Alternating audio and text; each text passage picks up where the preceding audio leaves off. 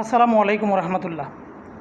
আজকে আমার মনের ভিতরে জমে থাকা 2 থেকে 3টা লাইন আপনাদের সাথে আমি শেয়ার করতে চাই।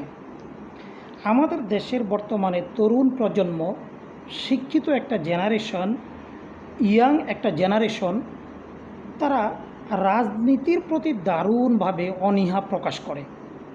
সত্যিকার অর্থেই আমাদের দেশের জন্য বর্তমানে রাজনীতিটা একটা কলুষিত রাজনীতি হিসেবে অনেকের কাছেই কিন্তু এটা স্বীকৃতি পেয়েছে। আমাদের ইয়াং জেনারেশন যারা আছে তারা অনেক সময় এটা ভাবে যে আসলে এই দেশের থেকে কি হবে, এই দেশে বাস করলে আমার ফিউচার কি, এই দেশে যদি আমি থাকি ফিউচারে আমি নিরাপদ একটা বাসস্থান, আমি সুন্দর একটা ফিউচার এটা কি পাবো। এইরকম বহু ধরনের ভাবনা, বহু ধরনের চিন্তা ইয়াং জেনারেশনের মধ্যে কিন্তু কাজ করে। একটা বিষয় লক্ষণীয় যেটা, সেটা হচ্ছে আমাদের দেশে বর্তমানে তরুণ প্রজন্মদের মধ্যে অধিকাংশ প্রজন্ম বা অধিকাংশ ব্যক্তি চিন্তা করে এই দেশটায় বসবাস না করে দেশের বাইরে যদি চলে যেতে পারতাম। ইউরোপ, আমেরিকা, মধ্যপ্রাচ্য, এক একজনের ড্রিম, এক একটা কান্ট্রি। এমনটা কেন হচ্ছে? আমরা কেন তরুণ প্রজন্মকে আশা দিতে পারছি না? আমরা কেন ইয়াং জেনারেশনের ভরসা হয়ে উঠতে পারছি না? আমরা কেন তাদের চাওয়ার মতো একটা সোনার বাংলা তৈরি করতে পারছি না? এটা কিন্তু আজকে আমাদের অভিভাবক যারা, এটা আজকে আমাদের নেতৃত্ব স্থানীয় যারা যারা আমাদেরকে নেতৃত্ব দেন, যারা আমাদেরকে পরিচালনা করেন, তাদের কিন্তু এই বিষয়টা ভাবতে হবে।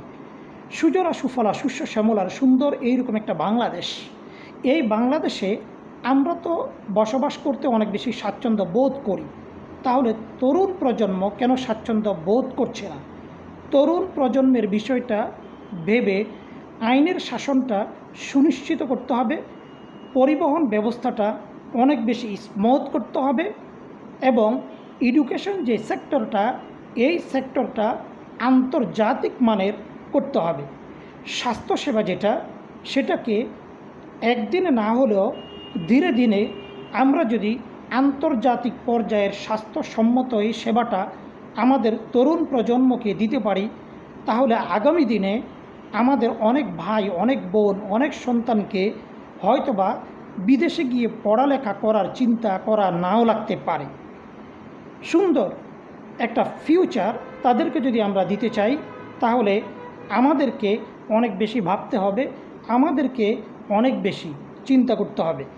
এখনই আমাদেরকে চিন্তার জগৎ প্রসারিত করতে হবে, এখনই আমাদের মস্তিষ্ককে পজিটিভলি দরজা খুলে দিতে হবে, যাতে করে আমরা আমাদের পরবর্তী প্রজন্মের জন্য ভালো একটা সমাজ, সুস্থ একটা সমাজ, সুন্দর একটা রাষ্ট্র যাতে করে আমরা তৈরি করে নতুন প্রজন্মকে আমরা উপহার দিতে পারি।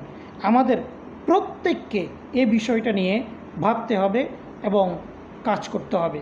এটা সরকারের একার পক্ষে যেমন সম্ভব না, বিরোধী দলের একার পক্ষেও কি সম্ভব না।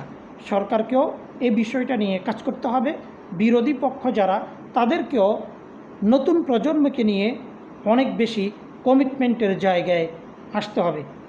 আজকে এতটুকু বলেই শেষ করছি। আল্লাহ হাফেজ। আসসালামু আলাইকুম।